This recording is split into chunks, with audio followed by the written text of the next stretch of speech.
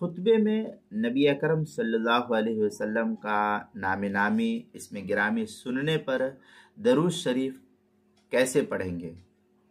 چنانچہ دوران خطبہ چونکہ زبان سے ذکر و اذکار کرنا اس کی ممانعت وارد ہے، لہذا اگر خطیب نے نبی اکرم صلی اللہ علیہ وسلم کا نام نامی اسم گرامی کو پڑھا تو اس نام نامی اسم گرامی جب خطبے میں سنا ہے سامع نے تو صرف دل میں درود شریف پڑھے گا، زبان سے اس کا اقرار نہیں کرے گا اور زبان سے نہیں پڑھے گا۔ چنانچہ فتاوی شامیہ میں ہے وَقَذَا اِذَا ذَكَرَ النَّبِيُّ صلی اللہ علیہ وسلم لا يجوز ان يصلوا علیہ بالجہر بل بالقلب وعلیہ الفتویٰ۔ یہ فتاوی شامی کے عبارت ہے جو زکریا بگٹی پور دیوبند کا ہندی نسخہ اس کی تیسری جلد صفحہ 35 پر ہے۔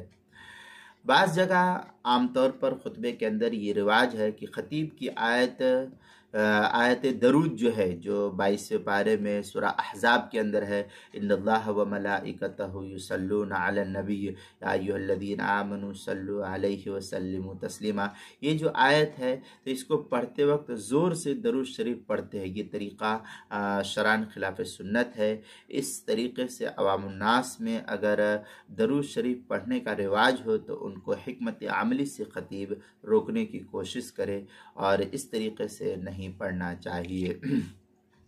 چنانچہ یہ تفصیلی بحث جو ہے کتاب المسائل کی پہلی جلد صفحہ 464 پر نقل کی گئی ہے، وہاں دیکھ سکتے ہیں۔